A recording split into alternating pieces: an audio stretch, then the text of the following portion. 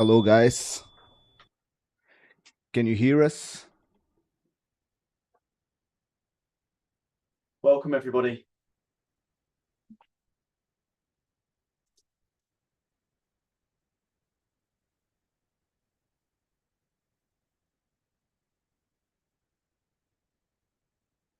Let us know in the chat if you can hear us.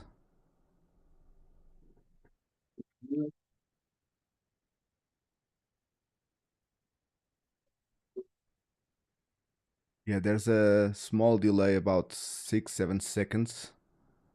Yes, there is. Buenas, Mr. Sloth. Together again. Awesome.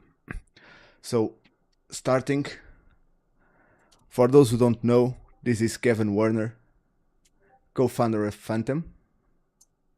I'm Miguel. Some of you already know me. And today we are going to talk a little bit about price on some pairs that we trade the most. And we're also going to answer some questions and talk about Phantom. So I hope you enjoy this live, and any questions you have, feel free to ask. And don't forget to subscribe to our YouTube channel down here. It's going to appear somewhere.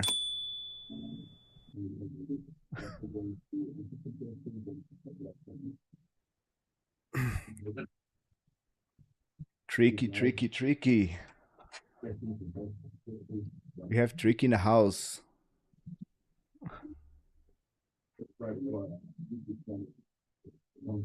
So, Kevin, you want to start? Yes, happy to. Go ahead. All right. So, present yourself. yeah. So, welcome everyone to pretty much one of the first Phantom Lives. It's an honor and a pleasure for us to be hosting, and thank you very much for joining.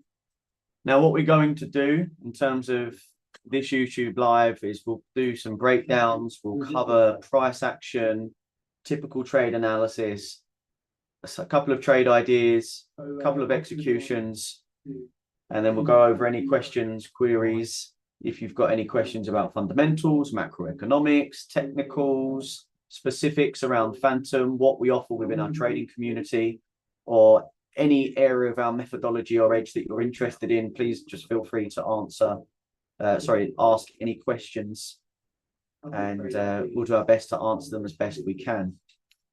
So give me 1 second. I'm just going to share my screen, and then I will start by going over cable, which is pound US dollar for those that don't know.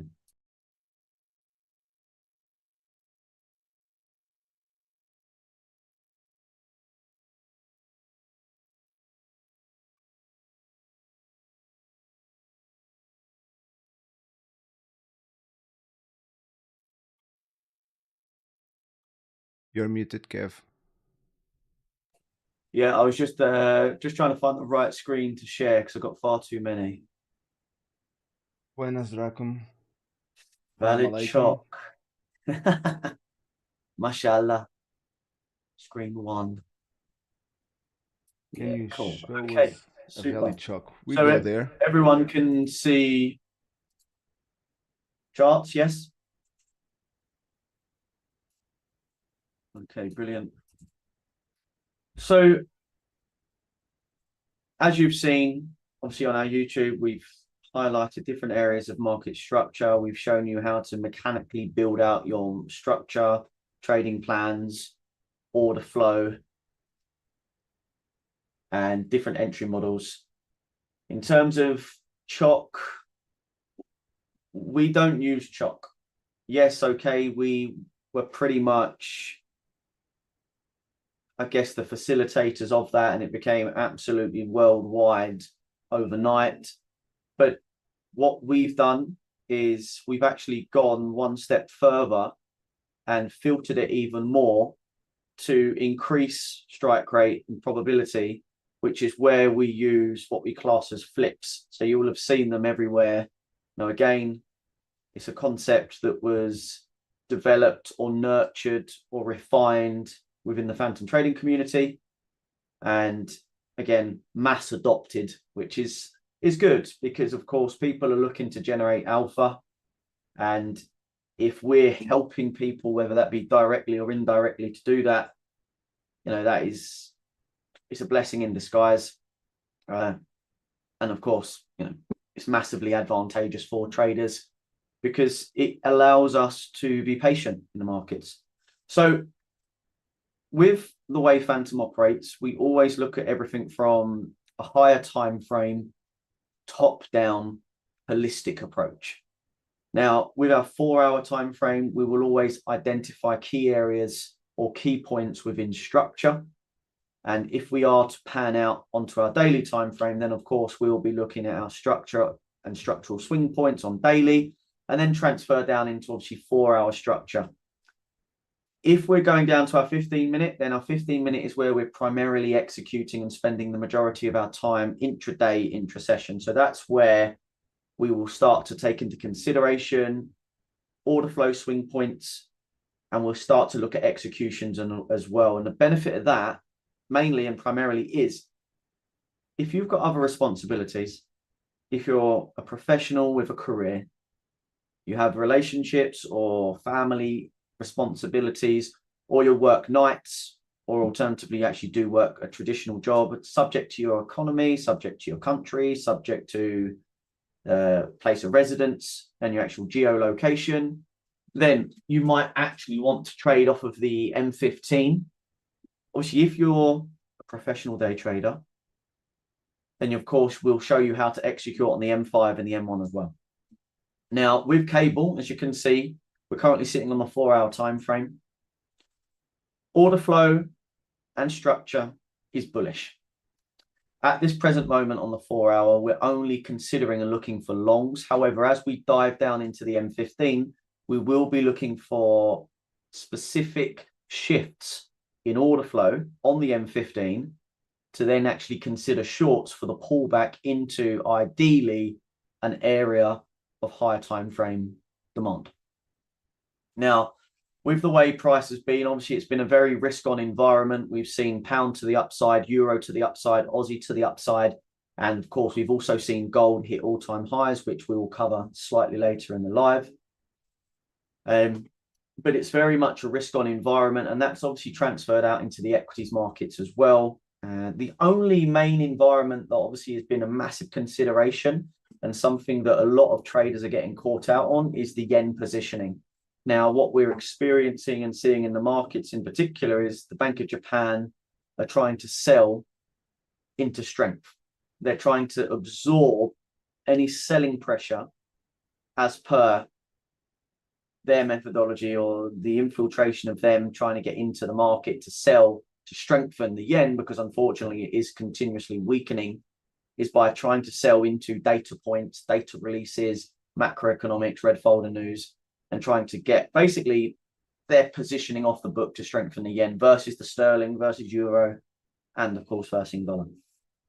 Now, without further ado, let's dive into the 4-hour time frame and then very quickly highlight key areas that we're looking for and obviously map out specific levels that we are looking to see price retrace into. And apologies if anyone can hear the background noise. It appears someone is gardening and it's coming through into my office, unfortunately, in terms of the noise. We don't hear it here, don't worry. No, but it is very distracting. So cable is making higher highs and higher lows, as you can tell. We've got higher highs and higher lows being printed in the market. And we recently traded above that key big round number of 130. Now, in terms of expectation of order flow, EOF, we are obviously expecting price now to pull back into the last structural swing point. Now, just because it's pulling back into a pivotal area of demand or the last point of structure or the last point of demand it doesn't necessarily mean that we are going to get a opportunity to go long. Quite simply, this could be the last port of call for the markets, and we could actually start to see a shift on the 4 hour that will give us the opportunity to actually sell risk with the USD strengthening. So ideally, if we would be looking for shorts on pound US dollar, our targets would realistically be, after market structure shifts and order flow shifts, is around that big round number of around 12800, which is obviously the ultimate extreme of the leg. But when we actually zoom out even more, we do have to consider the entirety of the leg, which is an overall leg of what, 437 pips. So it's a pretty significant move, and that could potentially open up the doors for 12600, 12700 on the nose. So big potential moves to the downside. But at this moment in time, I don't see that. I have to wait for market structure and order flow to actually give the shift in order to consider getting short. So for now, obviously, we would only be looking at shorts on an intraday time frame, such as the M15. Maybe some individuals will trade off of the M30, but the mechanical system just highlights 4 hour M15, and then we can either execute off of the M15 or the M5. And if you do wish to, you can, of course, drive down into the M1 if you want to as well. But you don't need to. Now, let's dive down into the M15. And the reason I want to do that is because I'm quite keen to answer Samuel's question, just so that he's got an idea of what we would consider as a chock. But I'm actually then going to highlight the positives and the negatives as to why you shouldn't be using just a chock. And I'll actually highlight that first. So there are multiple positives of using chock. It gives you an identification that there is absorption of price, and the price is potentially giving us an indication that we are looking to shift in direction. So it potentially does give you the idea that you can absorb previous longs. Market's now looking to actually change direction, and then we would be looking to trade in the prevailing direction of the chock.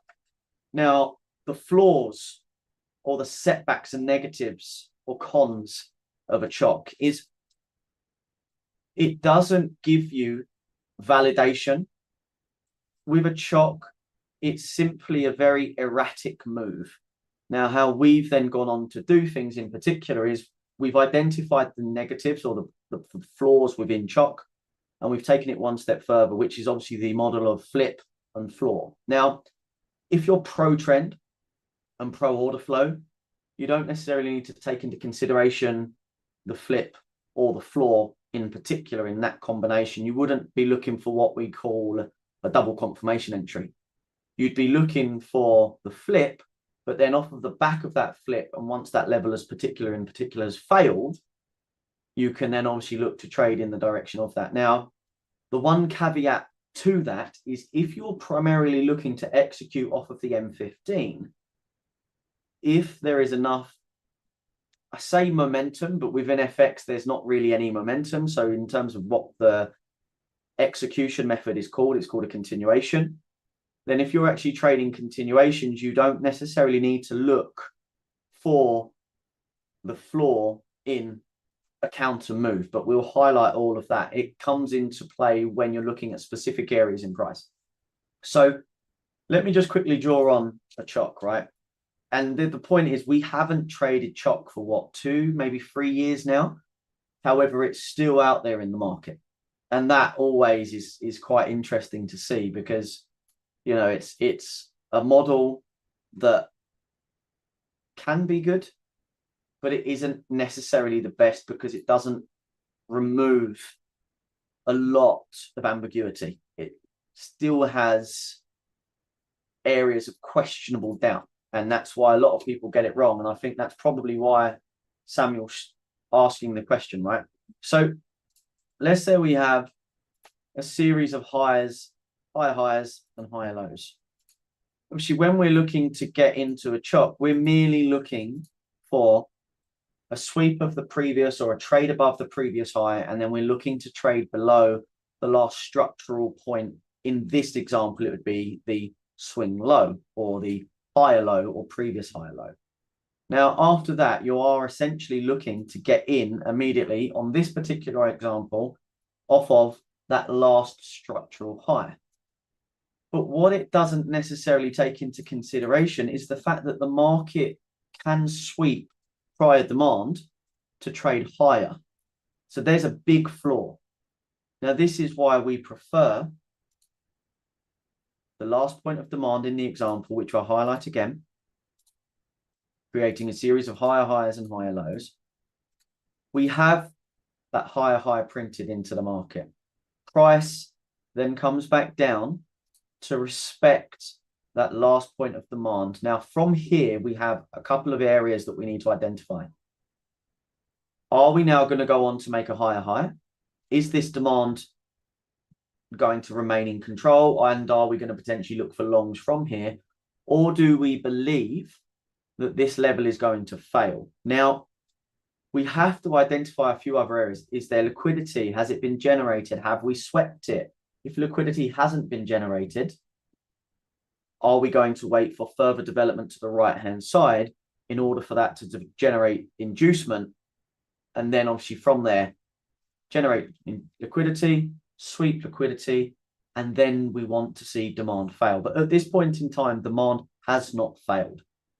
Now, price will obviously then, if price respects this level, trade higher. Now we've got the idea and scenario that supply has been respected. So supply has been respected, demand's being respected. So essentially price is now moving into either a distribution phase, a consolidation, or a range bound market. They all pretty much mean the same thing. The only difference is a distribution market and an accumulation market. Accumulation is primarily seen at the bottom of a move, i.e. when we're looking to shift bullish, and a distribution is primarily seen at the top of markets or in a bearish market, and we're trading sideways before shifting to move to the downside further. And of course, the same would apply for an accumulation if we're in the middle of a leg. So now that supply has been respected and demand has been respected, we are waiting to see either whether the demand fails or whether the supply fails. Now, if we're looking for a shift in line with the theory of the flip or in the theory of chock, but obviously the advanced methodology of a chock, which is the flip, is demand has been respected and we had a reaction. We've then traded higher, supply has been respected. Now, based on the current leg, demand has failed. Doesn't immediately mean that we're now looking for shorts, because demand has failed. In order to actually see a shift in order flow and for actually a confirmation of a trend shift or the market to actually shift bearish, after demand has failed, we need supply to hold. So demand has failed. We are now looking to identify and patiently waiting for the market to trade back up into supply. We want supply to get respected, and then further, obviously looking for a further failure, because at the moment we're counter trend. Just because one area or one point of demand has failed, it doesn't mean the market has shifted bearish and now sells are taking precedent. It doesn't mean that at all. However, once supply has been respected and we've had our first failure of demand, we would then look for subsequently another point of demand, so a last point of demand, to fail. Once that last point of demand has failed, we may either have a level as classed as a decisional level or a level classed as an extreme level that we potentially could look to get short from. So let's just say we're at a decisional level here. We would then look to get short from that decisional level. Now, if you are trading off the M15, you would wait for the decisional level to get respected.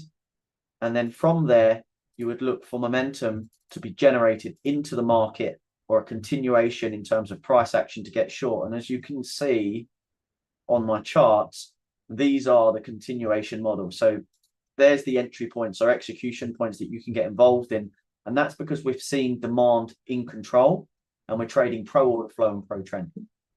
Now, if you were waiting for the M15 to actually give us a reaction, or you're looking to trade off of the lower time frame. Once we have price come in to mitigate that decisional demand, that decisional supply level, like so, we would then be looking for a very similar structure. We would be looking for supply to be respected, an M1 or an M5 demand to fail. We would then ideally want to see the M1 price trade back into supply, and then obviously ideally looking to trade from that supply and so forth. So it's very, very simple. Once we get interactions on the M15 that's counter, we wait for a flip and a floor, and then obviously we will look to short on the following interaction or mitigation of that particular supply in a short market. Alternatively, if it's actually long, we'd be looking for a flip floor, and then obviously we'd be subsequently looking for longs off of the back of that on a lower time frame.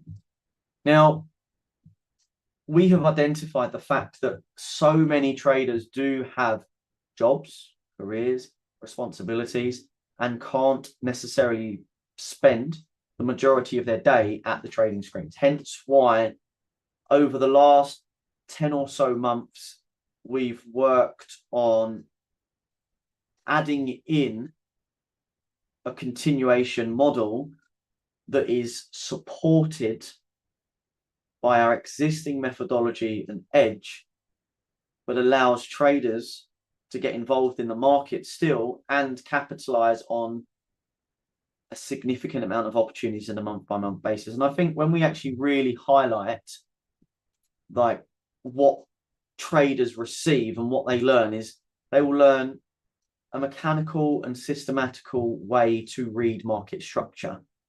They will read and have the ability to identify supply and demand, key areas of supply and demand, as well as support and resistance, and how they intertwine. They will obviously have the ability to identify liquidity concepts. And of course, we show you specific areas of identification of liquidity, not just liquidity here, there, and everywhere. Key areas, key points of liquidity, whether that be through structural points of sweeps or whether that be through theories and areas of inducement. And you'll also have the ability to actually take away advanced trading plans, checklists of identical methods of how we trade. And it's simple. Obviously, with continuations in particular, we always like to target a minimum of 3 to 1. We do have traders in our community, and if you go and check out our Instagram, that we're continuously posting all of our trading community wins on, that have fixed our targets of 4 to 1 on continuation models across cable, across fiber, across Kiwi, across gold, and across other asset classes or FX majors. And we do have some individuals that primarily focus on indices as well. So the 15-minute entry model is an additional complement to the existing edge. It is in complete synchronicity to the M5 and the M1. And in many scenarios, you will actually find the price is identical. The only things that are different is the time frame and your stop size. So hopefully that's answered your question, Samuel, on chalk. How many confluences do we have? So if it's pro trend, we have around 3, which is higher time frame mitigation, M15 flip, and then obviously execution onto the lower time frame. If it's an M15 continuation, it's completely different. You know, we would have already had demand in control on this scenario that you can see on my screen. We've got demand in control.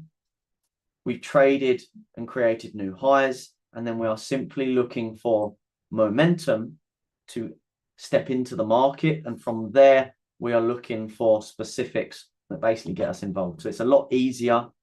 The method is a lot more simple, and it allows you to actually get involved in the market for like usually a minimum of 3 to 1 on a multitude of occasions without going down into the lower time frames, because some people unfortunately can get caught up on the lower time frames through noise, unfortunately. But there's does anyone here actually trade M1 or M5, or do they prefer higher time frames? What are your preferred go-to time frames for execution?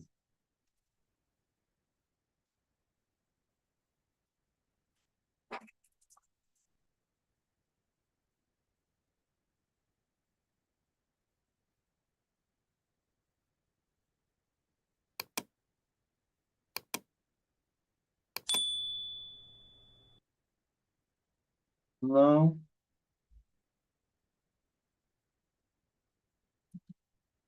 Keep going. We are going to answer questions in the end. 1M. Okay, cool. So let's dive down into the M5 and M1, because obviously the M15 continuations will provide synchronicity. They're very easy, very simple. Let's dive down into the M5 and actually highlight some specifics. So if we go over price action today, now, of course, London session was extremely bullish, hence why we had M15 continuation stepping into the market. There were no major entries for me. Now, I tend to be in front of the screens from around 6:30, which is pre-Frankfurt. And then I'll trade from pre-Frankfurt all the way through till around 10 a.m. And that's UK time. Now, traditionally, when we was in the city, we would go off of our desks around 11:15 for lunch. So we tend to see volume starting to thin out from 10 a.m. UK time. So with regards to longs off of the M5 this morning, yes, there potentially was an opportunity, but with the veracity of the move following the UK macro data that came out this morning, it wasn't necessarily the smartest decision to get long. So in those scenarios, we always encourage waiting for the news to move, and then we'll either look to trade a mean reversion, or we'll look for a continuation, or wait for the market pretty much to start to trade out, whether that be later in that trading session or whether that be out into the New York session in particular. So just to give you an idea of where there was a potential opportunity to get long, it is only a valid entry. It's not high probability, but this is for those that are trying to, I guess, catch bottoms and risk far too much, which I don't encourage. Obviously, so we were pro-trend. We were trading inside a range, higher time frame is bullish. We would be ideally looking for market to have a reaction, supply to fail, and then demand to become the execution point. And that's exactly what we've got here. So we have price trades higher.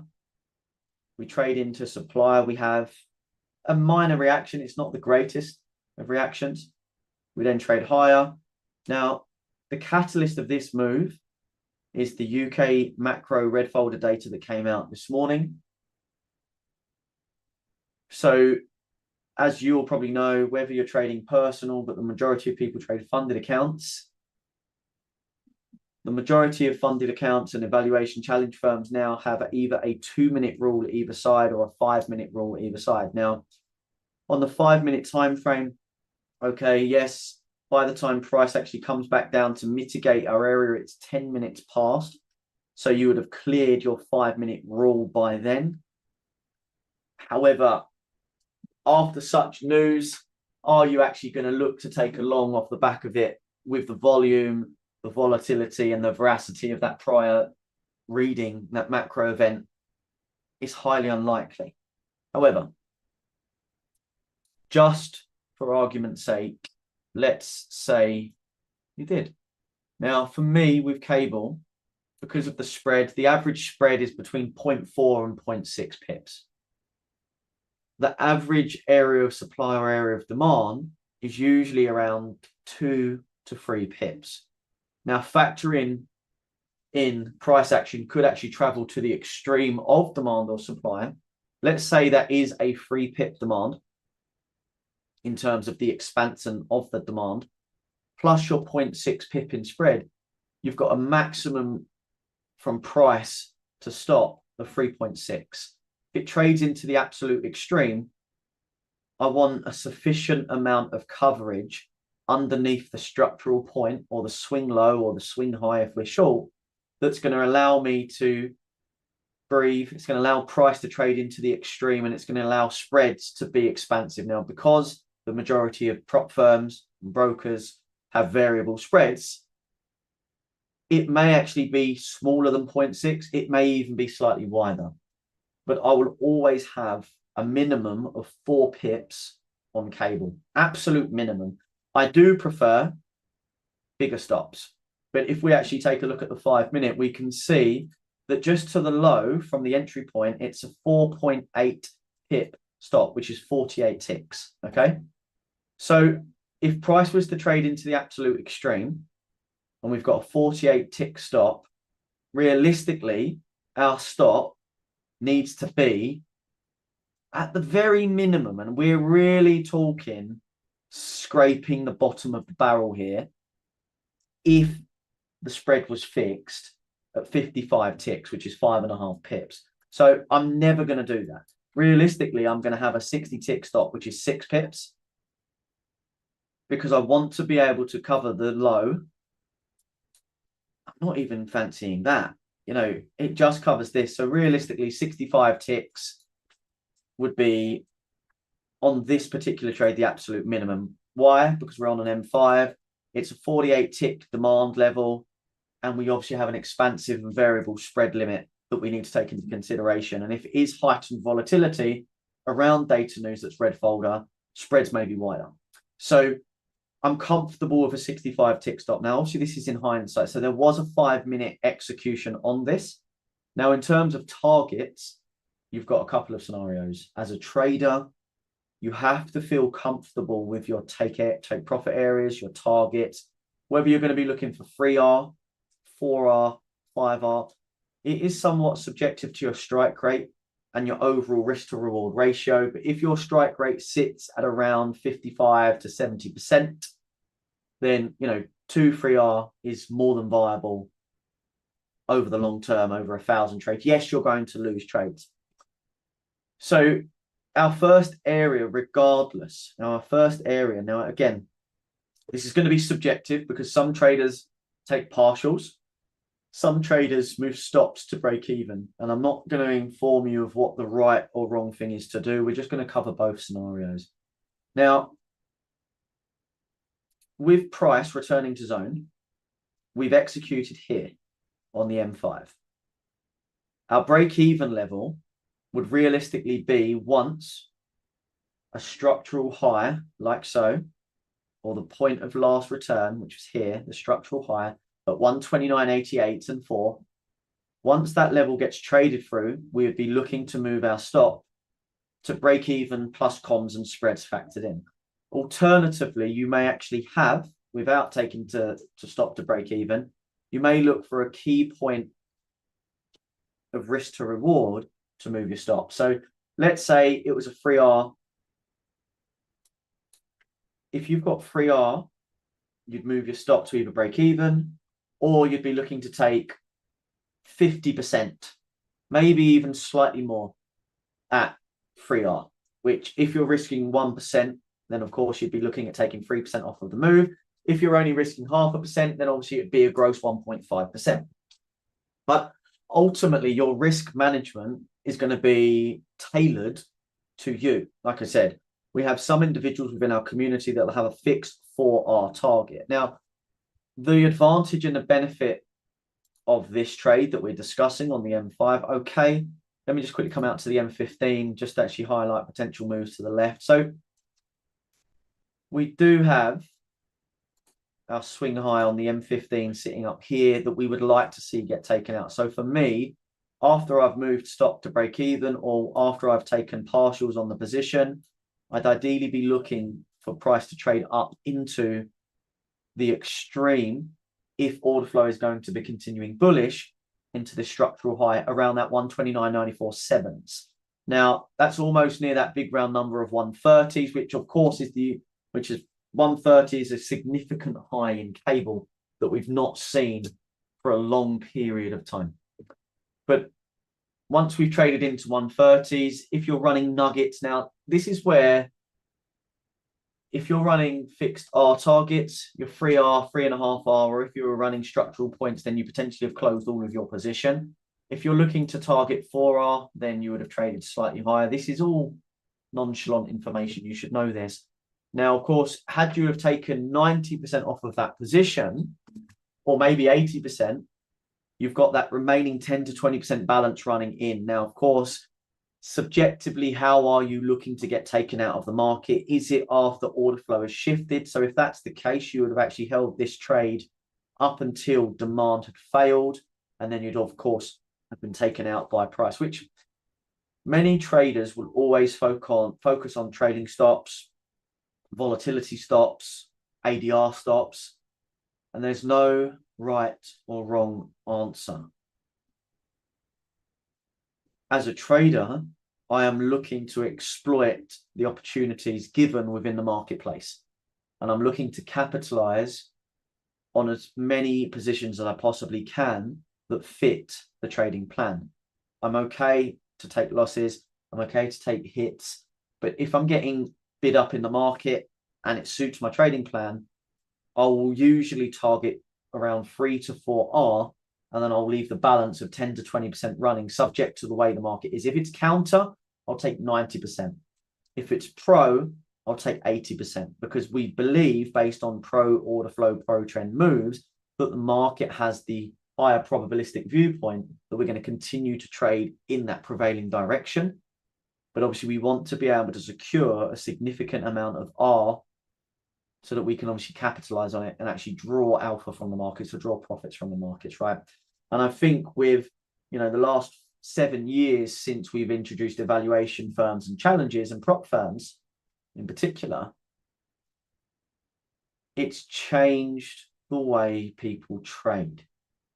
And of course, we also need to factor in consistency rules, average hold times, trailing drawdown. And that is something that, if it's a peak equity trailing drawdown, some brokers and some prop firms still do that. We could potentially breach or soft breach one of their rules by running profits if we get a peak equity drawdown of X% based on price action. And that's the very difficulty about being a day trader and having the ability to run very lean positions. And of course, in addition, we're not swing traders, but that's why most evaluation challenge firms have developed swing plans that have got lower leverage limitations, unfortunately, and a different array of products.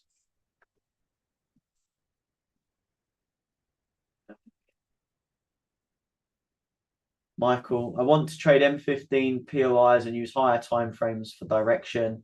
Can I get a confirmation entry of the M? Yes, completely. And we teach that in Phantom. We'll teach you not only how to identify mechanical market structure, we'll help you identify and understand order flow, how to trade the M15, how to trade the M5, how to trade the M1.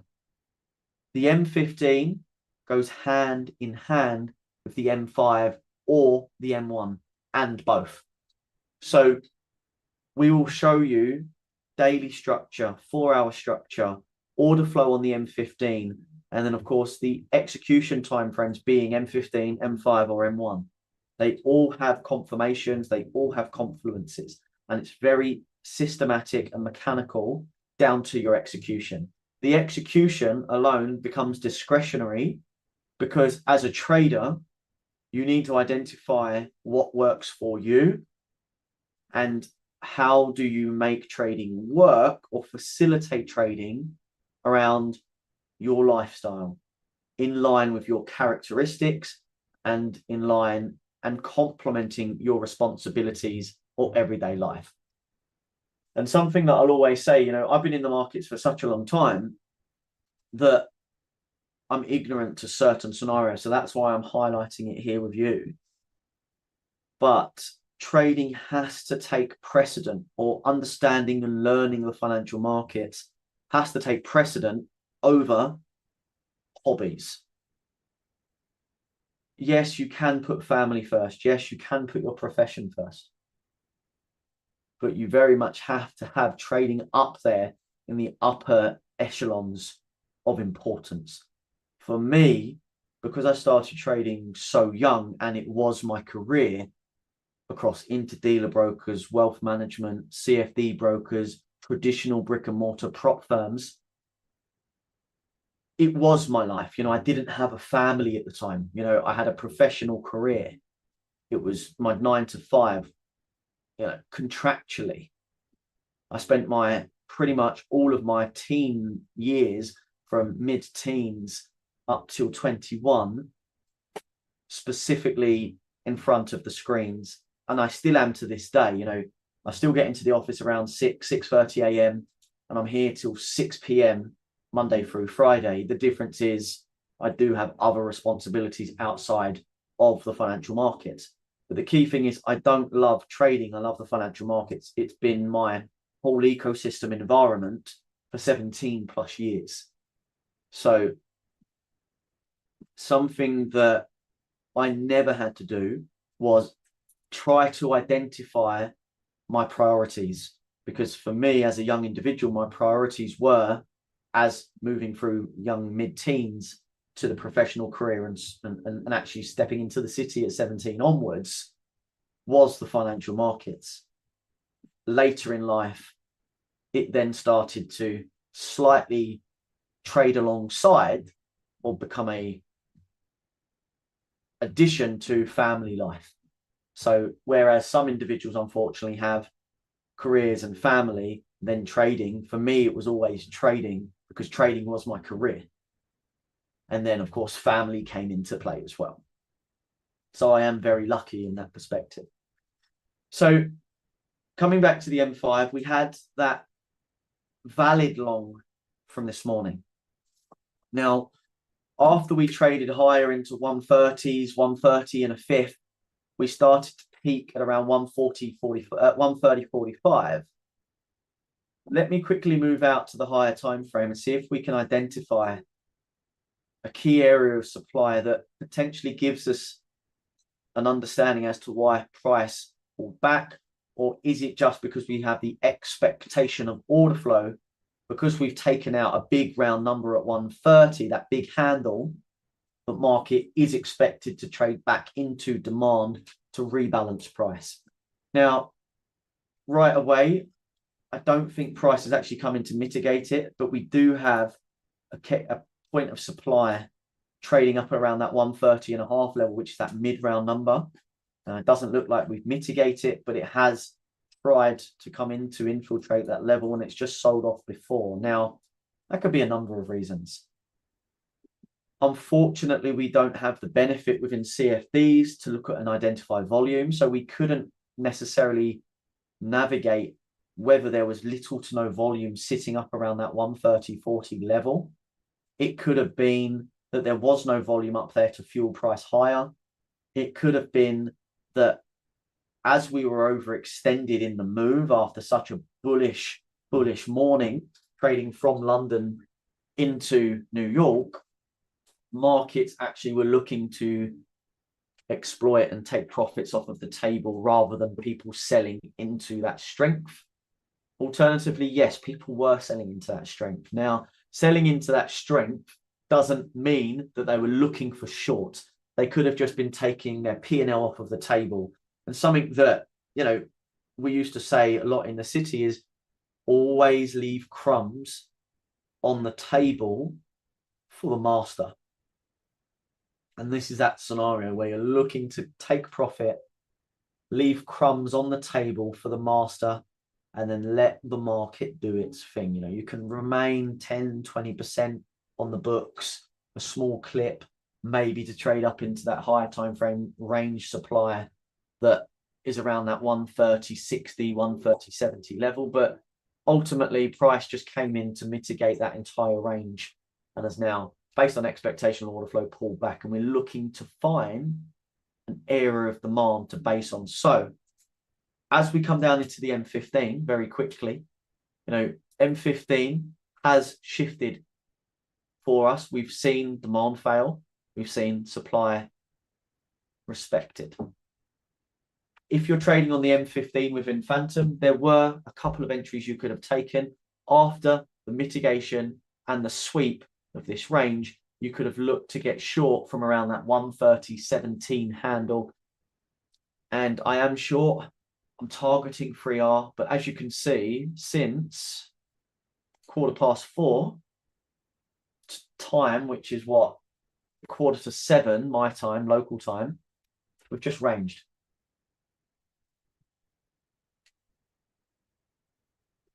So as a trader, you need to identify, is the market going to continue to range throughout Asia, because it is traditionally lower volume, because cable, European, London markets closed, and in around an hour to 2 hours time, the US markets closed as well. It's actually 2 hours and a bit until US close. So you're identifying that two markets will be closed, and you've got minimal volume creeping into that cross or that major in this particular example with cable. So you ideally want to be trading in Asia markets, the dollar yen or a yen cross. So we have a decision to make. Do we close this trade and move our take profit to around 1.5R and close books for the day? More than likely, because of the lack of volume and potential volatility coming in the market, with spreads widening, New York close coming in, yes, the volume could kick in and actually trade into the lows based on New York close, but spreads will also widen as we come into rollover. And we have to obviously take into consideration, where's our stop? Are we risk off the table? Now, risk off the table, it's just the same. There's always risk on the table. Have we actually taken profits if we're only looking at partial profit take? Probably not, because price hasn't actually traded into a significant amount of risk to reward. So we have a decision to make. Do we take profits at 150, 1.5, or do we just have stops at break even, covering comms, covering spreads, and maybe come into the close in New York close and rollover, take profit and close the position? So in terms of the way we enter on the market, obviously it's a very simple style. You know, we've had continuations come into trade. We've had obviously that sweep, that mitigation of that higher time frame supply. We've then traded and taken out internal range liquidity and have got potential areas of demand on our prior leg that will act as catalyst for pullbacks.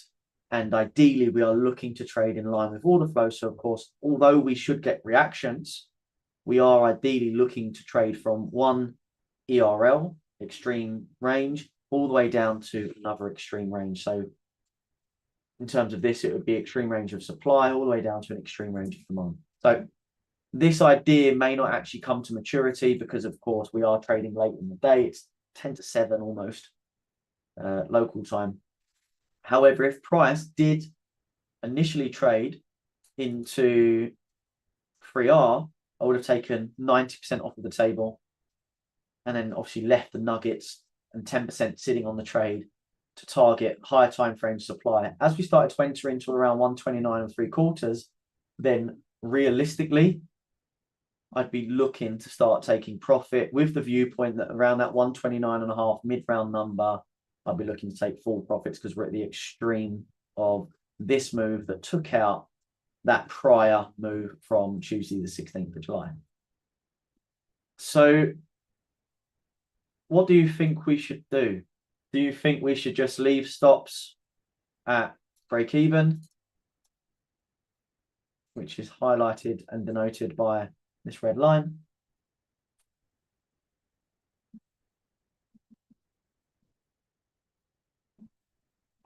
And let positions run, or should we take profits? This is a quiz for you. So I'll give you my answer as well. For me, when price came into this level at 129.90s, it's best not to be something for a tick. So as we started to move higher, and then this demand here was respected, I closed this trade at here at 130 on the nose. So 130.004. And that's primarily because we've started to see bullish price action come back into the market and demand is being respected. So we are generating a consolidation, so a distribution range bound market. Now, I do believe that price will trade lower, but I don't like to hold intraday positions into the close because naturally your stops are fairly thin and fairly tight. And in order to actually get a significant amount of risk to reward in an intraday position, you don't have to have huge moves in the market. So coming back into the M5, as we were highlighting M5 opportunities, but I just wanted to give you the identification on order flow where we were essentially coming into on the M15. On the M5, price traded into a higher high. We then came back into the last point of demand. We had a reaction and a level of respect. So at the moment, we are looking to see if this high, which is weak, will fail. Now, subsequently, as you can see, supply also respected. After supply was respected, we now potentially want to identify if that demand here, highlighted and denoted by this red horizontal that I've quickly put, I'm going to change it for you because I don't use that, will fail. Once this level fails, supply takes control, we can then start looking for shorts. Obviously, on a continuation, you can trade off the M15. And as we're counter structure, for me, on an M5, I wouldn't look to take this short. I would actually subsequently be waiting for further demand to fail, and you can draw it like this, further demand to fail, and then supply to be respected, which we didn't get. So there would be no trades on the M5 in the New York session for me. Coming down into the M1 may give us a separate story, but we have to bear in mind we can only trade on the M1 or even come onto the M1 after an order flow shift or a structure shift on the M15. So we would only be looking for shorts after we get the same setup and for supply to take control. So supply comes in, supply takes control. We then get a further failure of this particular demand here.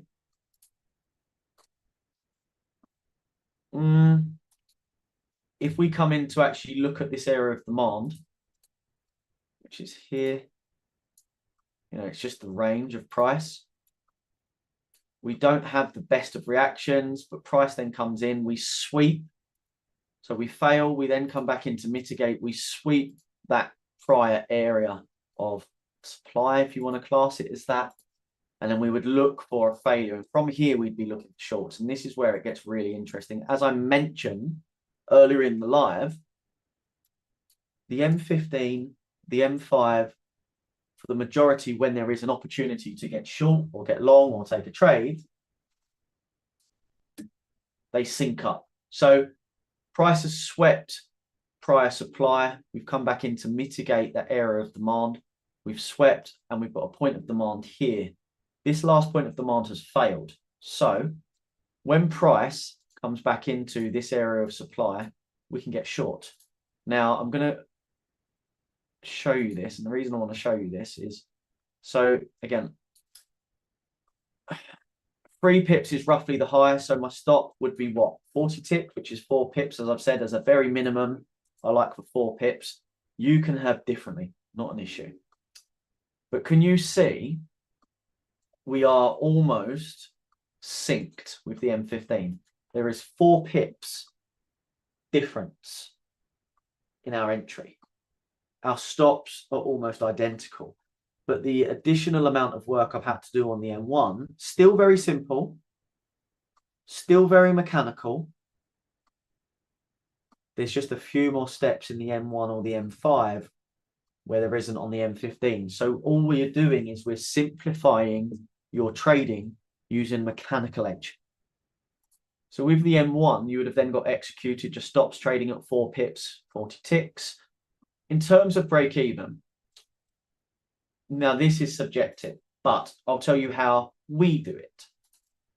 We would only realistically be looking to set our break even at the point where price began to return to the supply. Yes, you could set your break even once this area here at 130.19 has broken. But the safer play is the structural swing low down at around that 130.14 level. So now once either one of these levels have gone, you will set your stop to BE, and then you either target what you're looking to target, 3R, 4R, take partials at a specific juncture within the market, or take a specific profit off of the table at a specific R. Or alternatively, looking at a key point of structure. So let's just say you were looking to target this last point of demand, which is around, 1 second, sorry. It's not this one, is it? My bad. Give me 1 second. That's the M15 trade. So let me just move that to the side. So we'd be looking to target, if we are looking to see demand get respected, there's around 3R on this move. And if we believe we'd be looking to target that 129 handle, which is obviously the extreme demand on this, there's around 10R. But realistically, trading overnight, holding positions overnight with spread veracity, rollover, and trading through a liquid Asia market where volumes can be not manipulated in the sense that you've seen online, but because both markets are closed, you can do quite wonderful things if you trade in size. So I'm talking trading size, not trading retail. You know, with 500 lots, you can move the market during Asia on particular pairs, right? But you're not realistically going to do that in a clip because you'd get absolutely slipped. As MFF would say, you'd get slipped to hell. So there's your M1. So there was a potential trade on the M1 through New York session, trading into around 3:30, which is an hour before London close. And of course, as we start to move into London close, you will have a significant amount of volume coming into the close and to the auction period. Can we take it? Yeah, sorry. I'm getting carried away. So we'll take a look at gold in a second. Now, gold in particular, I encourage primarily individuals to trade it off of the M15. But we'll obviously go down onto the M15 and then we'll take a look at the M5 and the M1 as well.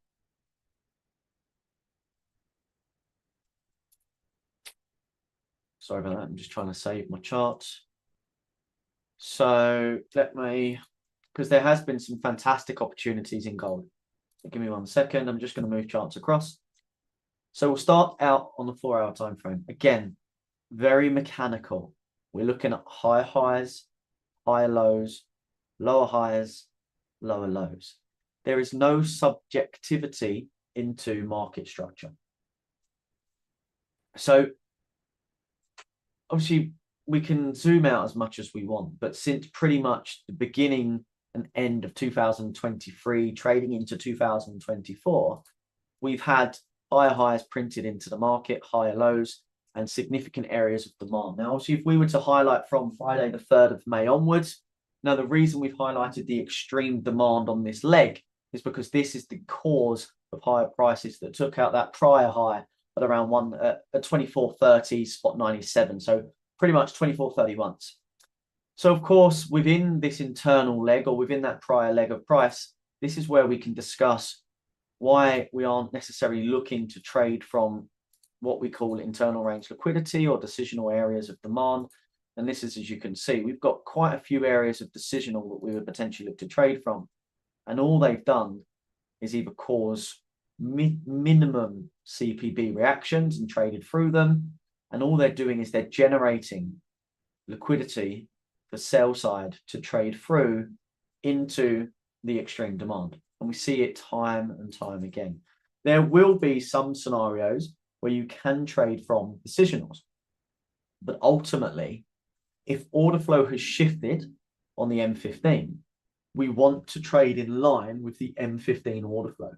You don't want to get in front of that train until the M15 switches back in line with your idea. So if you were looking to get long from a decisional level, if the M15 order flow is bearish, you would want to see the M15 order flow switch bullish, realign, and then start to look for longs, whether that be on your chosen time frame, M15, M5, or M1.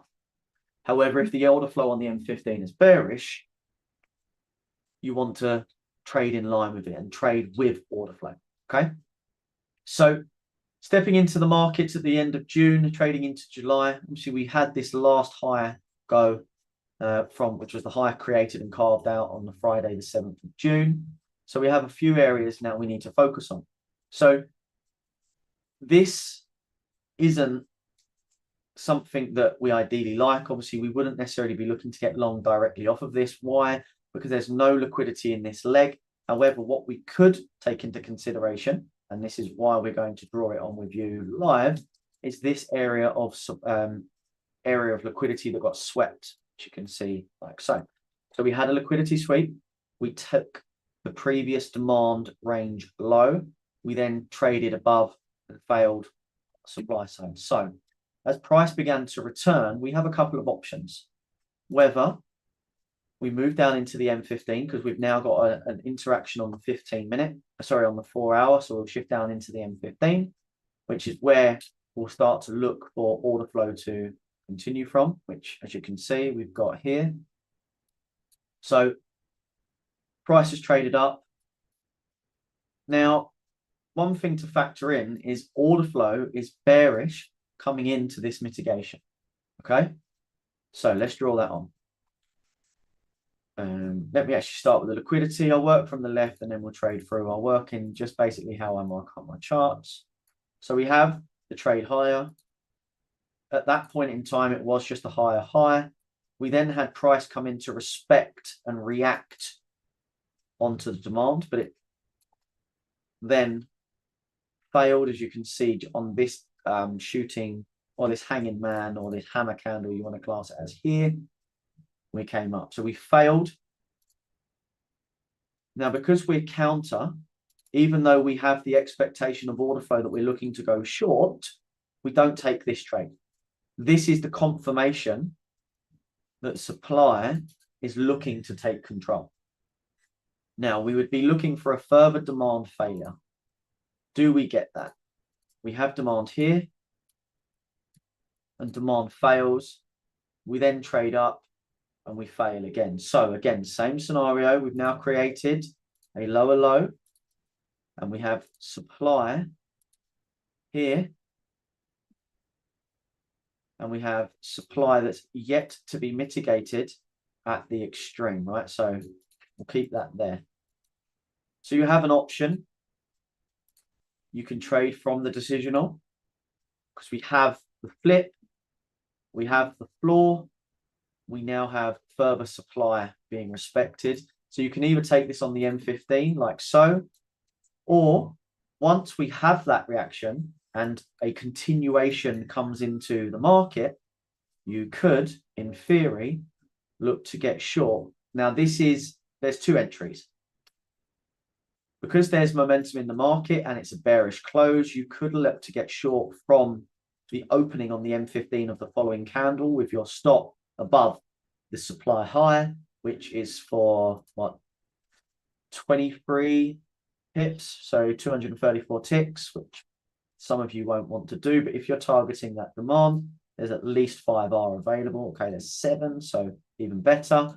Alternatively, if you wanted further confirmation of momentum being generated into the market, you could wait for this demand to fail, and then you would be looking to enter from momentum, continuation, and you'd obviously be looking to cover that prior candle's high and target either the open of the extreme of this demand. Again, still 5R available. 2.5% at 0.5% risk, 5% at full risk. And obviously, if you're taking 90% or 80% off the table, depending on what you want, and you're targeting a wick fill, you can target 50% of the wick for 8 and a bit R, just over 8.5. You can target the extreme for 13 R. And do you get hit? No. So this is where you need to make a decision as a trader. And there's something I watched many years ago from an old associate of mine. If the market's coming against you and you're continuing to either take out profits or lose, why are you still holding this trade? You need to have a reason to exit the market, whether it be a trailing stop, whether it be a transition in order flow, whether it be 2 consecutive bullish candles. And only you can realistically decide how to manage your trades, because you need to identify what you're looking for. Now, if you believe that the complete wick is going to be filled, then, unfortunately on this occasion scenario, you've been a bit too greedy and you've missed out on, a significant amount of R in this trade. If you were targeting fixed R, a free R, 4R, you would have been out of this trade before we even got that pullback and retracement. Now, that's the M15. The beauty of the M15 is we will continue to follow order flow on the M15 until we get a mitigation of either an M15 or a higher time frame area of demand. So we haven't had a mitigation of a higher time frame demand. So once price comes down, we've not mitigated, we're still short. Bears are still in control. Again, if you're going to look for shorts off of the supply, you do have the ability to trade off of the M15 like so, or alternatively, you'll wait for momentum to kick back in the market. Now, you wouldn't look to get short on this candle. Yes, it's bearish, but this prior candle was bullish, so you're not interested. You want to see momentum kick into the market. However, once this candle closes, you could either get short on this candle or wait for a more conservative entry and get short on the following candle, like so. In terms of your R, if you're targeting 4R, you're targeting just inside that area of demand. If you're targeting 3R, you are filled pretty much within a 45-minute period for 3R, and you've let your nuggets run on that. So you've taken 90% or 80% at 3R. You've secured, then locked in that position. Maybe your stops at break even, and then you continue to run that position out. Now, realistically, as price trades lower, depending on your exit strategy and risk management, you may have taken the balance of that trade off of the table as we filled pretty much 90% of that wick, or waited for price to shift on the M15 and then look to actually close out that position. If you did not, price has come back and taken you out for break even pretty much around that 23 3/4 level. So a couple of entries on the M15. Hopefully that's provided sufficient evidence and information that the M15 methodology and edge Phantom has on a mechanical based structure and order flow method works. Let me just go through and see if there's any questions. Awesome. Sometimes people do forget liquidity. It's something that as an additional confluence you need to keep in mind. It's unfortunately something that not many other people highlight or indicate as much. But obviously we're always looking for some form of generation within the market. Is it better to trade futures or CFD? I am a European citizen, so for me, I've always traded OTC derivatives, i.e. CFDs. I have traded futures back in the prop models. And now that obviously we have futures prop firms available to us, it is something that I'm going to add back into the portfolio, because we have a lot of additional benefits of trading futures over CFDs with specific brokers. Depending on how they record and amalgamate / collate their volume, you don't necessarily have the true depth of volume in the markets. So we will continuously refer to, and this is just based on experience and personal preference, this isn't something you need to do. I will check open interest in volumes. I will check traditional sentiment against retail traders to understand their positioning of their books. Are they long? Are they short? And of course, I'll be looking at ultimately different open volumes in the market, specifically gold. Now on FX, you can't see volumes. You can't see true volumes because their volumes are only concentrated to the liquidity of that CFD broker. They do not combine the entirety of the volumes or the speculative volumes, but you can, of course, try to do that using US futures data and looking at US dollar open interest or closed interest and sterling interest or whatever cross you're trading or major you're trading. But you can trade both, as they do have massive advantages, because futures you'll be able to see open volumes. Just give me 1 sec to go through these, Migs, and then I'll transfer over to you. Thank you very much for the comments there.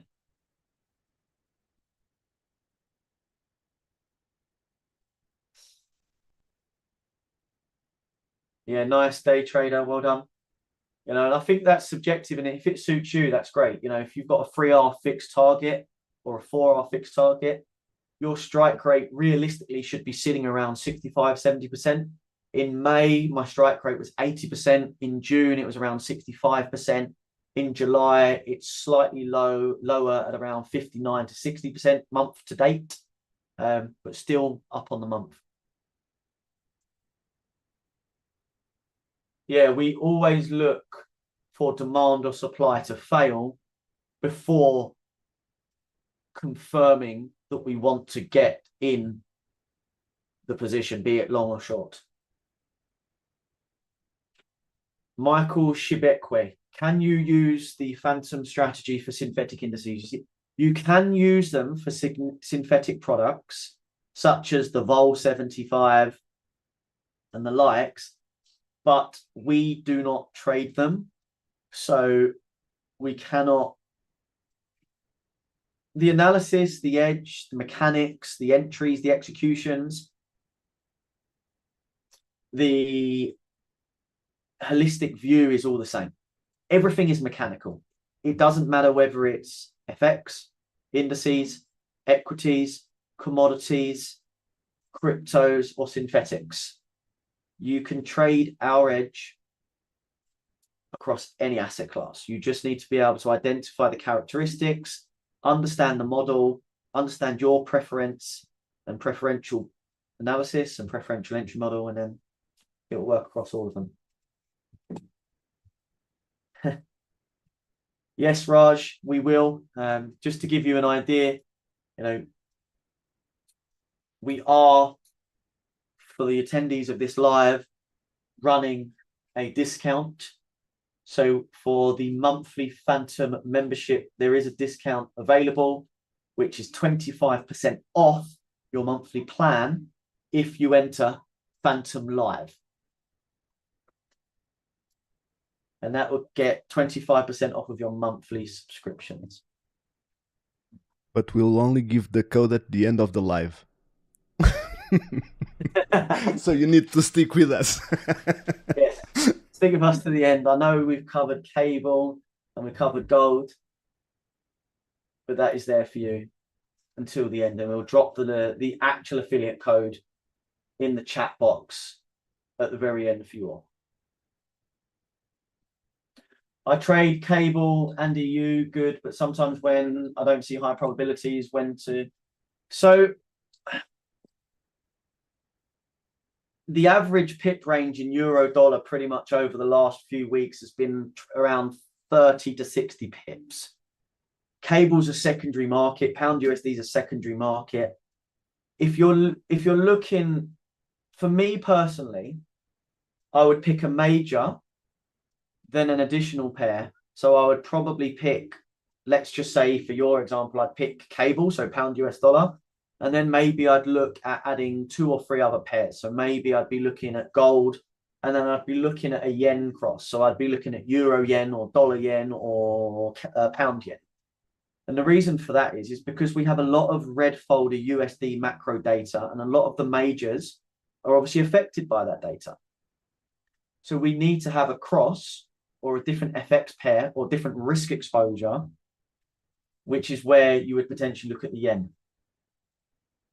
And then that gives you the ability to trade a commodity related base, a major, and another FX cross as well, so that you can alternate them the one consideration about the yen pairs at the moment, as I mentioned at the very beginning of the live, is the Bank of Japan are continuously trying to sell into any strength.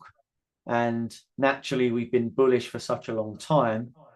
You just don't want to get in front of the yen intervention or the BOJ intervention, because unfortunately it would pretty much transpire to a move like the S&B Swiss national peg against the euro Swissy many years ago. And if you don't know about that, Google it, because the euro Swiss peg, or the S&B, which is the Swiss national bank, removed the peg over the weekend at 112, and it sent businesses out. It sent companies out of business and traders into huge margin calls overnight when the markets opened up. But I'm going to hand you over to Miggs. We will then do an analysis in euro dollar, and then we'll look at any questions that are outstanding and happily answer any questions you may have. Okie dokie. Over to you, Miggs. Yep. Thank you very much, everybody. Can you hear me, guys? Can you see me? Let me. It's a little bit dark here. So, what are you thinking so far of this session? Let me share my screen.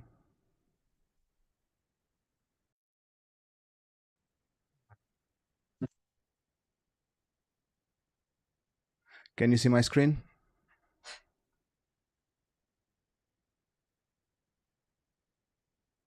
Yes. Yeah, I'm One not second. seeing the shot. Give me just a minute to arrange the shot in order to see it. Else, it's a little bit hard.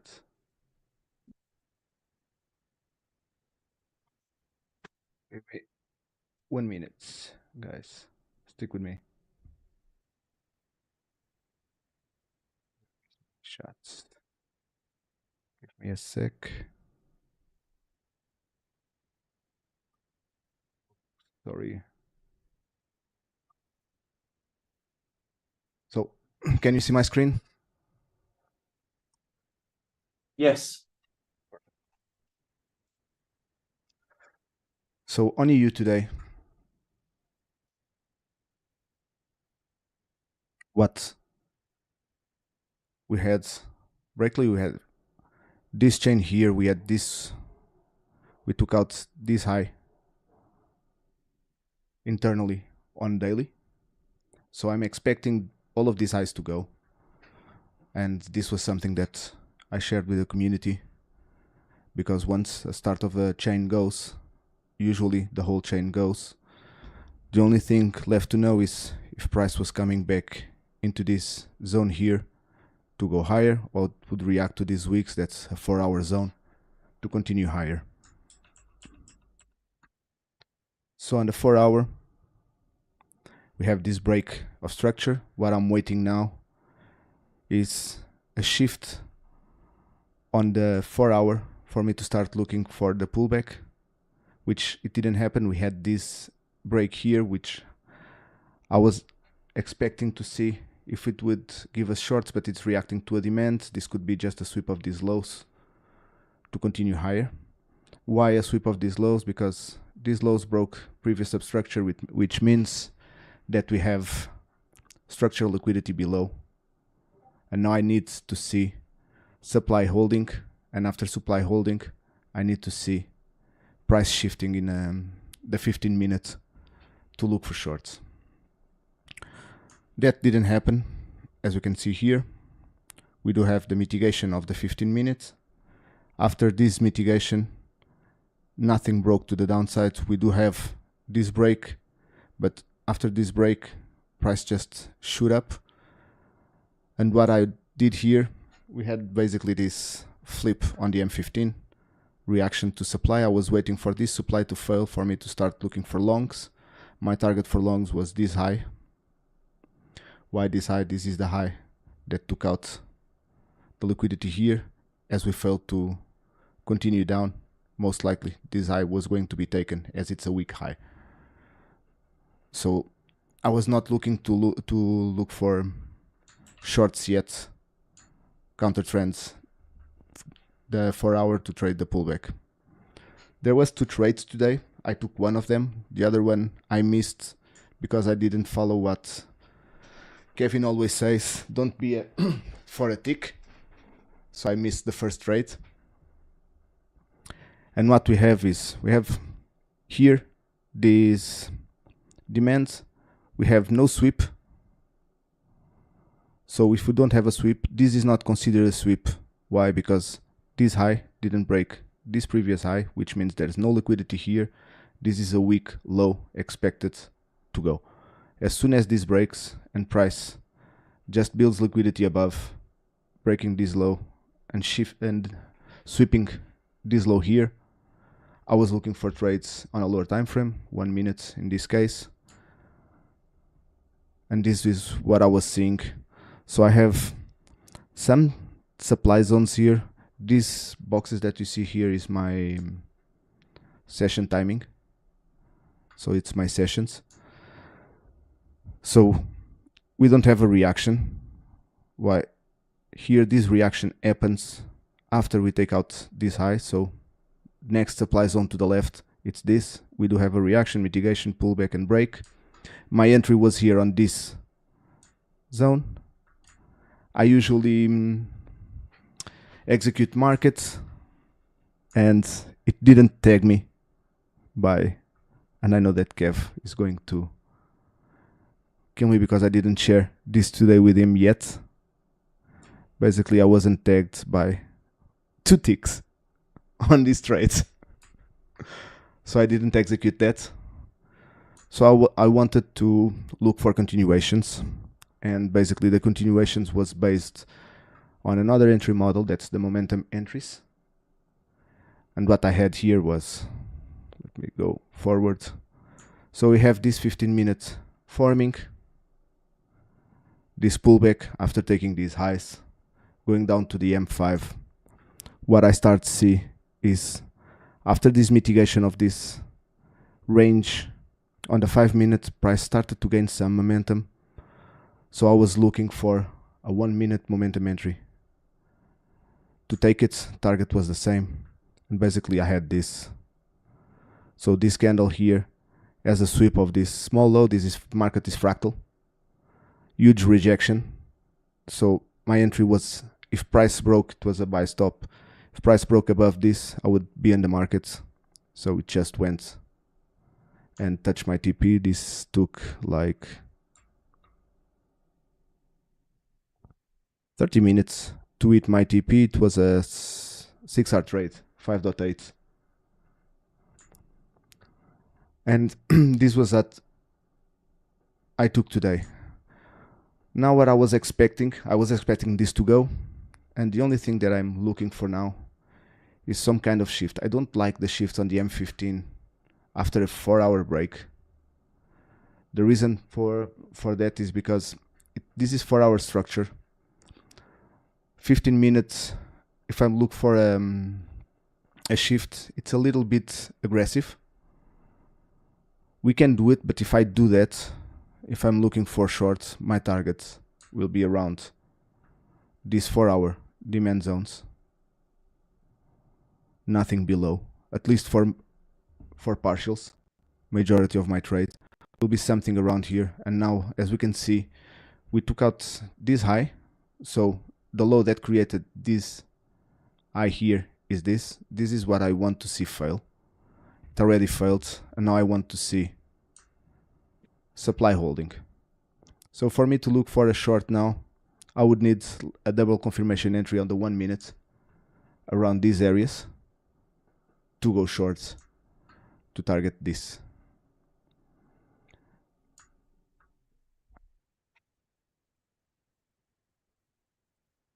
Any questions so far? And basically what we look for, it's always the same thing. When we mitigate a higher time frame, for example, let's say that this is 4-hour. I'm expecting now a pullback I broke something here to the left. Let me draw this a little bit better, because this is awful. So this is 4 hour.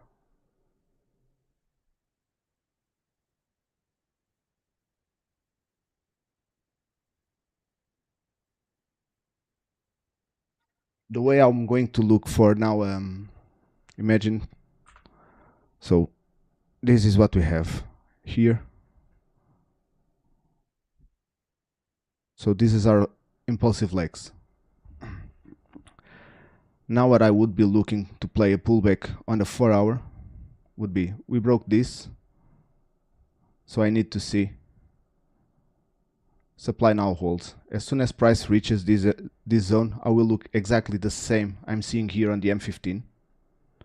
So it will be a copy of this. And once I reach the M15 zone that does this scenario, then I'm going to look for my entry. If M15 doesn't take any liquidity, I can look for liquidity on my 1 minute. So imagine that this is the 1 minute. We mitigate, we have a pullback, price then breaks. What happens here? We have a flip. Demand is giving a reaction, which means that there is intent for buyers to continue with price higher, but supply or sellers were stronger. So here I have the first confirmation that price might want to come lower.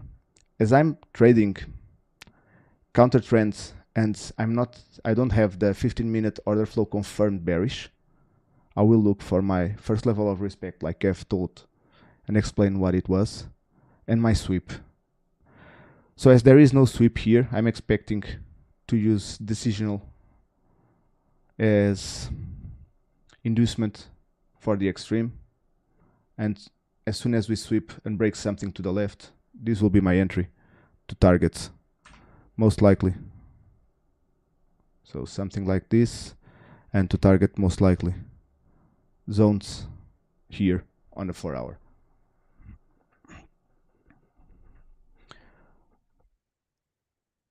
This is one of the entry models. The others are very similar with small nuances regarding to liquidity concepts. We have a shift, but it's not confirmed. This could be just a sweep of this low for price to continue higher. We need to see if supply is holding. We know that demand is failing. Why? We don't know it yet. If it's to sweep liquidity and continue higher, or if it's to break and then continue lower. If I had this, for example, if this happened on the M15, now I'm confirmed bearish because I saw demand failing, supply holding, demand failing again. Now here I don't need a double confirmation entry. I can enter entry directly on this extreme.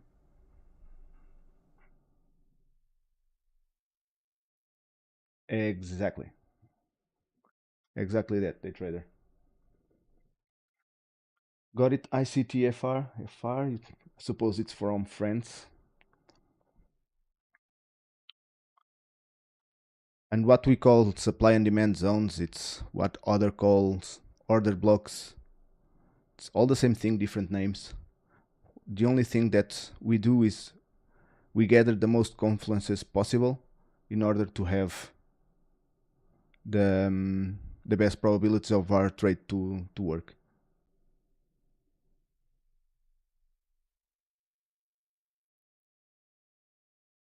Yeah, it does, but we don't have a confirmation that it's just a sweep or not. For example, and there are plenty of occasions that price does that. We have this, and if we don't wait for this, price just shoots up. Yeah, OB, POI, supply and demand, it's the same thing, different names.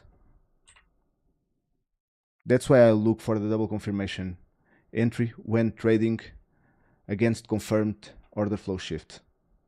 And that's how we teach our students to do, just to gather more confluences and have the higher probability setups to trade. Also, we are trading. Remember that here we would be trading a pullback, so we would be trading against trend on a 4-hour. Yeah, you saw 2 breaks on this, but you didn't see supply holding. Price can just do a move like this and break plenty of supplies.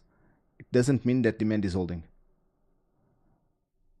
This could be a chain that price was sweeping and continue higher. I don't know if I have an example here because I think that's happened. Yeah, that happened here, for example. Look at here. Here we have a supply chain, as you can see. Reaction. This comes from this. So what do we expect when price do this kind of moves? Price broke 1, 2, 3 supplies before coming lower. This was just internal range liquidity, trend liquidity, chain liquidity, same thing, different names. Because at this moment, when price did this, we didn't have demand holding, we just had supply failing.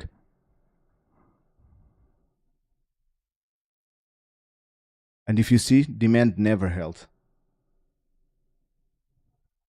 We created this high, price pullback, swept the rest, and went.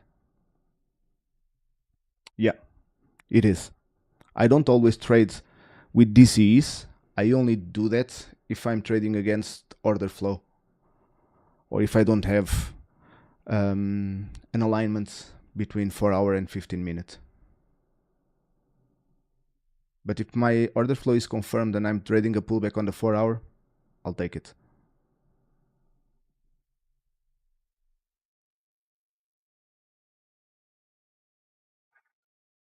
Fair value gap. No, I don't really look at imbalances. I do look at windows of imbalance to seek for reactions, not to trade directly from them. And what is a window of imbalance? Basically, this is it. We have imbalance to the downside, imbalance to the upside. Where those two meet, it's here.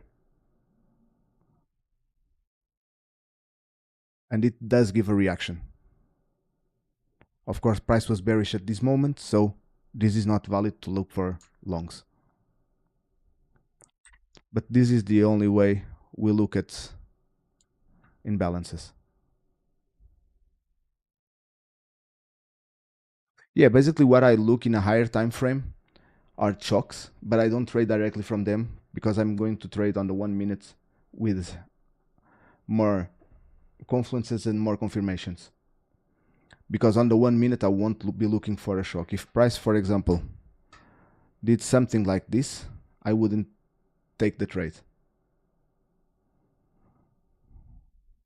Because we are still respecting these demands. This can be just a sweep of this low to continue higher. I need this to fail because this is what's giving the reaction now. The same thing I showed here. We have some kind of demand supply here, no reaction to the left. Some supply here, no reaction to the left. Supply here, no reaction to the left. Where do we have the reaction? Here. So I'm only taking a trade when this fails, and I'm taking the pullback. Because at this moment, I know that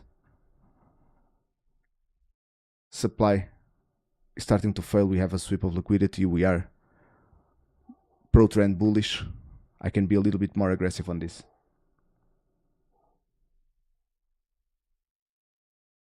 Yeah, but at 5 I'm not I won't be trading.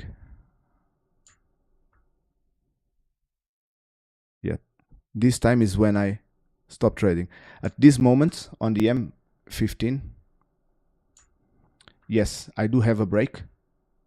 And now I'm waiting for my double confirmation here. The break I want to see, it's this one.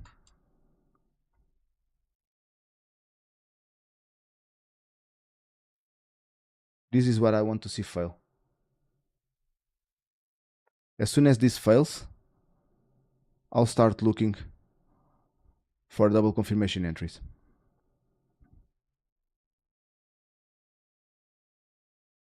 Not at this time, because this is off my trading hours. There's lack of volume in the market, so I'm not interested in trading that. Yeah. I usually leave some peanuts in the market, like Kev said. We should pay the masters. So if it goes against me, it goes. If it goes in my favor, better yet. But I usually take 90% off, or 80%, depending on if I'm pro trend or counter trend. Yeah, here you're talking about this zone here. And you're right, it is held. It's off my trading sessions, and now you see that it's failing. So I'm expecting the extreme. Also, there is no liquidity sweep either here or here, so most likely this will be swept. But I can look if there was an entry here when we came back to mitigate.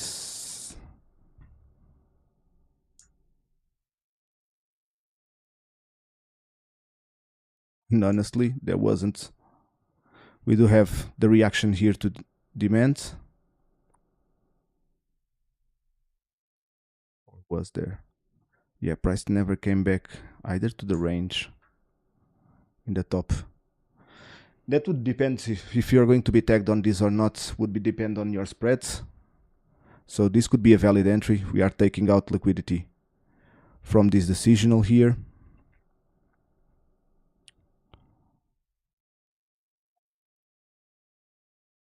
Yeah, but the trade would be here. Sorry, because the reaction is here. This is the extreme.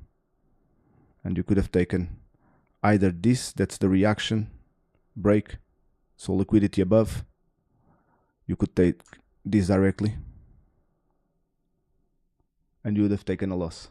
Like I said, we are off hours, volatility, and lack of volume. I'm not interested in trading at this time, EU at least. EU is nice to trade in the London session and New York session because these are two currencies, the European currency and the US currency, which means they will move on their own markets. If you are trading AU, for example, then you'll preferably trade Asian session and New York session because those are the ones that move.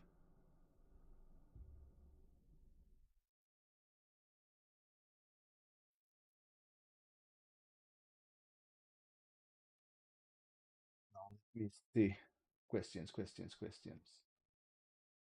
Yeah. I like to use Frankfurt more to have clearer zones to trade from and a clearer direction to trade on London, just to let the market set up a bit. But I do trade Frankfurt sometimes.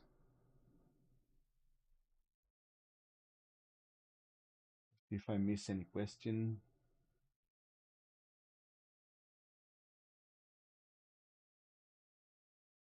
yeah. For example, I don't know, day trader, if you understood how I how we do look at the pullbacks when we are trying to look for a pullback on the 4 hour, for example. Basically, it's this to happen on the 4 hour. When we reach the supply zone on the 4 hour, look for the same on the M15, and then look for the trades. Yeah, usually I have alerts. Inducement is liquidity that hasn't been taken. So if you have basically this, where do you have your liquidity? Below this low that took out these highs. So what is this? This is now inducement for a level below. Now that we did this, what is this? It's a sweep of liquidity, but it's the same thing, different names. Just one is previous to the sweep, the other is after the sweep. That's why we call it inducement, because it induces people to try it and buy there. And that's why we do use the order blocks or the POIs, but we have extra confluences to have stronger probabilities or higher probabilities of those POIs to give the reaction. Not just only a POI that broke structure and taking a trade here because we broke something to the left, so I'm going to take a trade here. It can work, it cannot. We don't know what the market will do. We analyze it and we react to it. So the best thing we should do is gather the most confluences possible, because one of the most important things for a trader is keep your money safe. This is not a game, this is not a casino, this is not a get rich quick. This is a profession like any other. So let's be professional.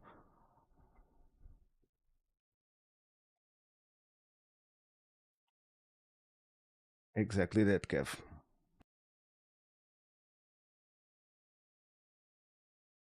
Questions on EU?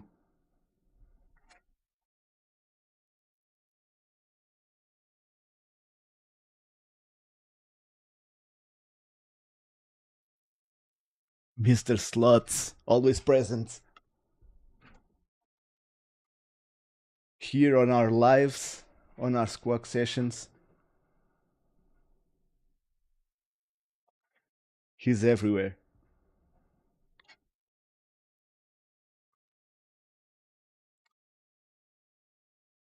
So, no questions for now. I'll stop sharing then, and we can go to Q&As.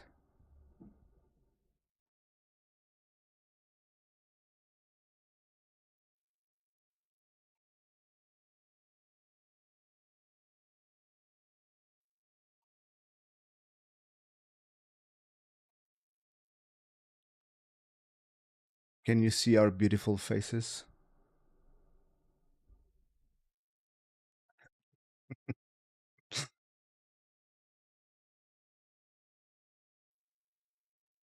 Don't forget, guys, to subscribe right down there. And click on the bell as well to be notified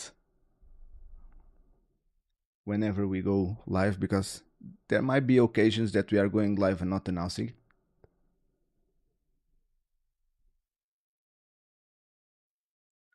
Nine 407 zone, 9407.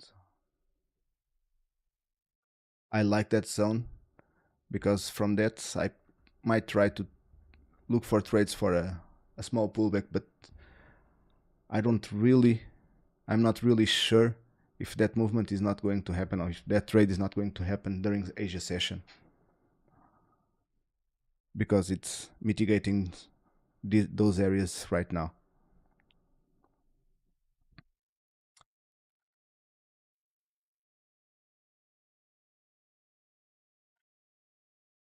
Questions, you can do them in Spanish as well.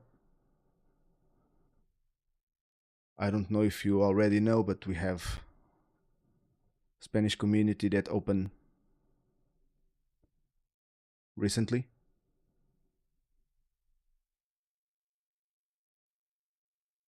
The starting of this month. Do more lives often. Yeah, we will do some in the future. Some of them will not be so detailed. We'll talk about every other aspect in a trader's life, and a trader's life is not only analyzing the markets. There are plenty of things to have in mind. Yeah, we will run a schedule of lives We'll answer, do Q&As, we'll cover liquidity concepts, we'll cover identification of supply and demand, we'll show you specifics on how to actually be patient enough and wait for order flow as well. Yeah.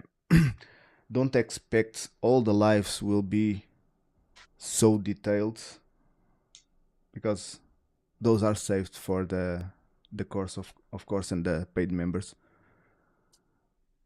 And we cannot be giving everything. This is just a glimpse of what we do. You have an example. We all trade the same. You read here some students of ours with results that are here in this live as well. Like Mr. Sloth, for example, he's everywhere. On our lives, he always follows it. Either on the live sessions that Kevin and I do, surprise live sessions where sometimes we trade live if there is something to trade.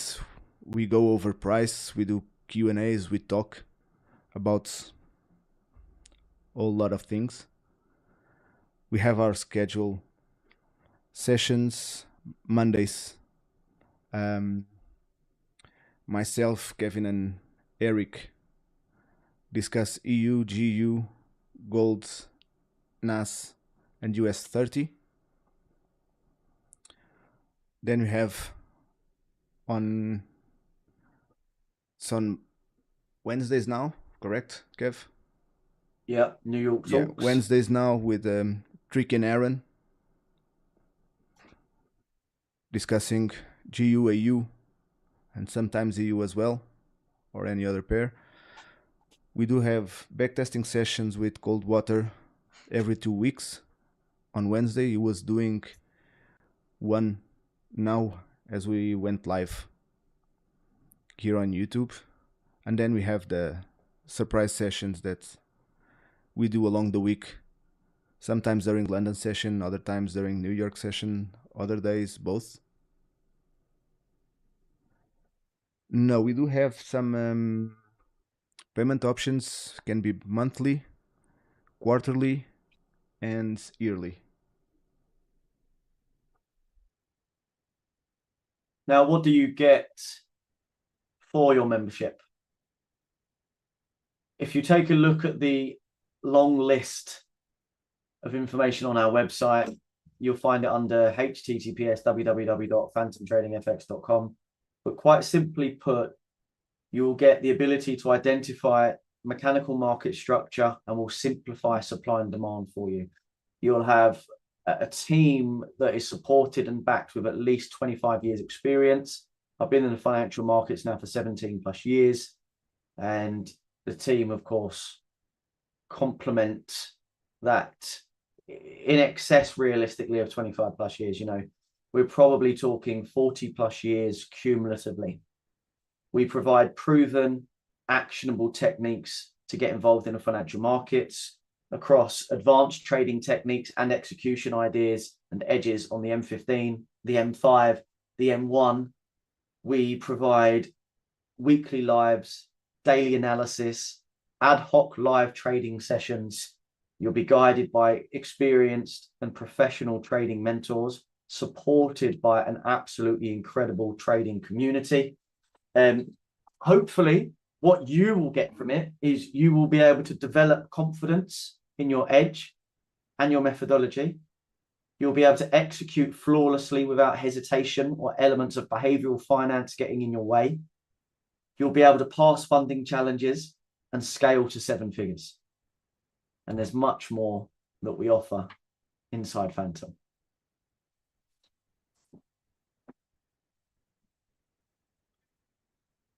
Yeah.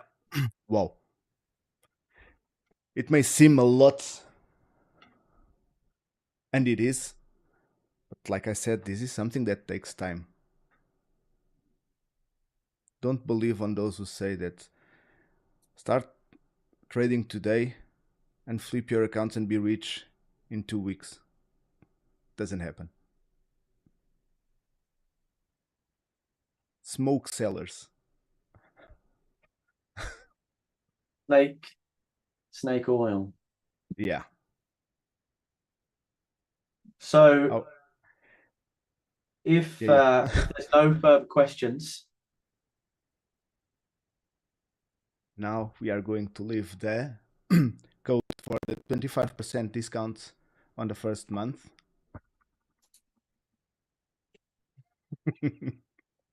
Kev.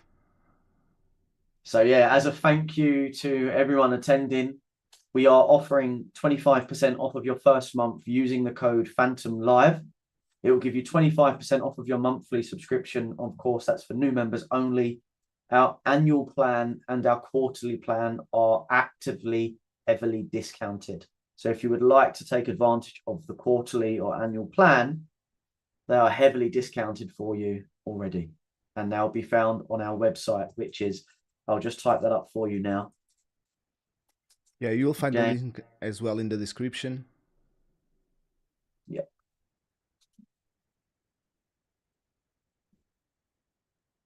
But thank you very much to everyone who has tuned in. For those that are listening to the live on playback posted on YouTube, to all of you, it's an honor and a pleasure to have the ability to speak to you all. So thank you very much, everyone, for attending. Yeah, thank you, guys. Let me just Ronnie Perez. You guys do SMC. That's all free on YouTube. We give some nuggets on YouTube.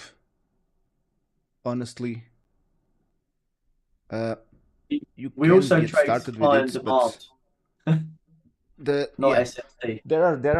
There are plenty of free courses on YouTube, and what differentiates us from the rest big time, I think it's the support we give. We are always there, always present. We reply to your questions. We guide you from start to finish.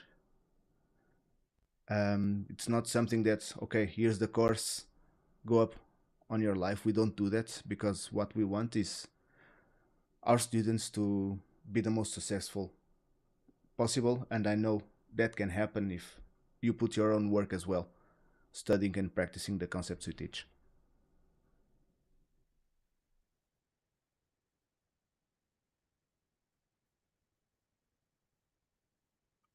Do we think we'll see potential pullbacks of gold this week? The gold expert. If you actually take a look at the time frame on the charts right now, if you look at, let's say, the 15-minute, you would have already seen that we've, and I haven't shared my screen just so that you're aware, you'll have seen we swept 2482s trading up into 2483s. Since actually sweeping that 2482 level, what have we done? We've tried to trade and respect that point of demand, which is around that 2465 level. And we're continuously making on price action lower high and lower lows. So price obviously is starting to identify a shift in order flow.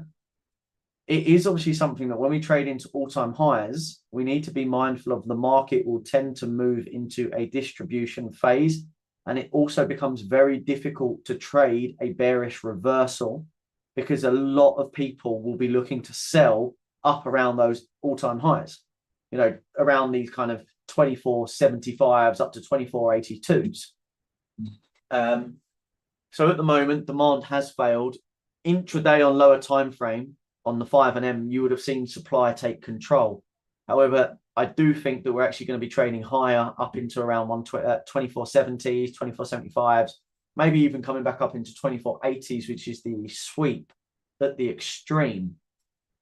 Then, of course, we will start looking to identify potential shifts in order flow to actually go short. Because in theory, if the pullback in long or pullback in gold from the longs, it's already started. However, is this just a period where the lower volume markets is absorbing those all-time highs to draw us back into, let's say, the discounted levels within that prior higher time frame leg to then get long again? But the M15 in terms of order flow has started showing signs of a shift. But everything else, 4 hour, is still bullish, albeit we are seeing the last 4-hour candle in particular at the time of 3 o'clock my time is a large bearish engulfing Marabuso candle.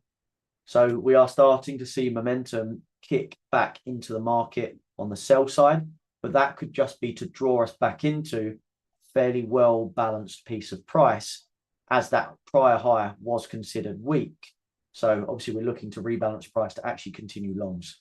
So at the moment, M15 potentially showing signs of a bearish order flow shift. 4-hour is just having a retracement.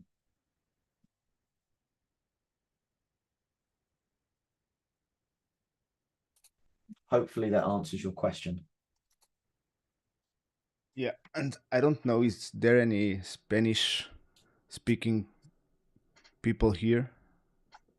Because we have an ongoing promo as well on Phantom Spain for the launching that will end 31st of this month.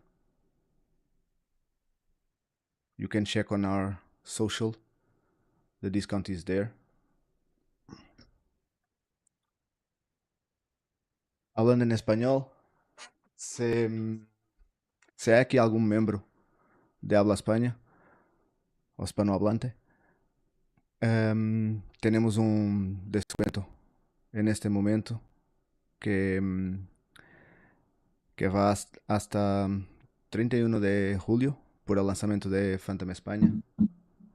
Por eso, busquen, miren en nuestras redes sociales que allá estará el descuento.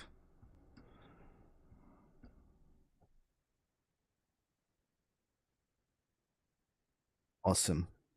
Hope you like this live. And if there's no any more questions, we'll wrap it here. Don't forget to subscribe, like and subscribe on our YouTube channel and our other social networks. And hopefully we'll see you on Discord.